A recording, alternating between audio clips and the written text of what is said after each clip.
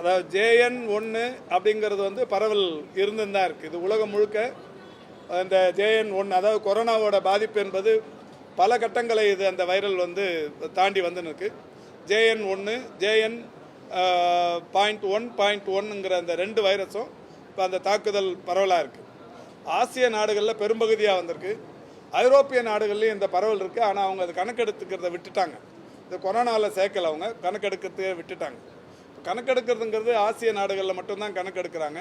முதல்ல இந்த சிங்கப்பூர் மாதிரியான நாடுகளில் அதை எடுக்க ஆரம்பித்தாங்க. இப்போ நாங்கள் சிங்கப்பூரில் இருக்கிற NUSKல தொடர்ச்சியாக பேசின்னு இருக்கிறோம். அவங்களுமே இது சொன்னது ஒரு 3-4 டேஸ் மட்டும் அந்த பாதிப்பு இருக்குது, ஒரு மிதமான பாதிப்பை ஏற்படுத்துதுன்னு சொன்னாங்க.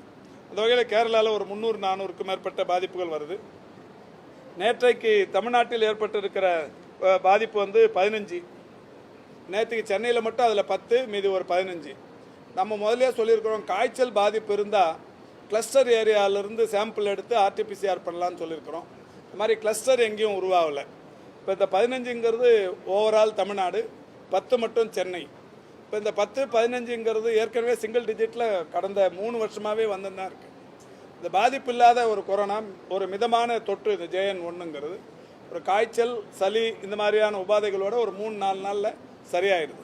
இருந்தாலும் கூட மாண்புமிகு முதல்வர் அவருடைய வழிகாட்டுதலின்படி இந்த வயது முதிர்ந்தவர்கள், கர்ப்பிணி தாய்மார்கள், சிறு குழந்தைகள், நோய் எதிர்ப்பு சக்தி குறைவாக இருப்பவர்கள், இணை நோய் உள்ளவர்கள், சிறுநீரக நோய், அது மாதிரி கார்டியாலஜி, அந்த இதய நோய், இந்த மாதிரி இருக்கிறவங்க பொதுவெளிகளுக்கு போகும்போது முகக்கவசத்தை அணிந்து செல்ல வேண்டும் என்று அறிவுறுத்தியிருக்கிறோம்.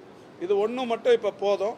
இதை தாண்டி எங்கேயாவது கிளஸ்டர் உருவாச்சுன்னா இப்போ அந்த இடத்துல வந்து அதை எப்படி தடுக்கிறதுங்கிற நடவடிக்கைகளை அரசு ஈடுபடும்.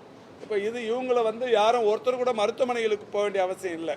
யாரும் இது வரைக்கும் கொரோனா பேஷண்ட் மருத்துவமனைக்கு வந்து அவங்களுக்கு தனி வார்டு வேணும் அந்த மாதிரியான எந்த இதுவும் இல்லை. கூட சோஷியல் மீடியாவில் நான் பார்த்த ஒரு 2-3 நாளாக கொரோனாவுக்கு தனி வார்டு எங்கன்றாங்க.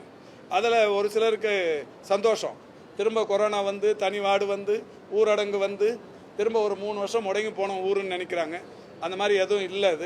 இது ரொம்ப சாதாரணமாக தான் இருக்குது, மிதமான பாதிப்பு. பெரிய அளவில் நாமளும் பதட்டப்பட வேண்டியதில்லை, நீங்களும் இதை பதற்றமான செய்தியாக உருவாக்க வேண்டியதில்லை. செய்திகளை உடனுக்குடனும் துல்லியமாகவும் தெரிந்து கொள்ள சப்ஸ்கிரைப் பண்ணுங்க.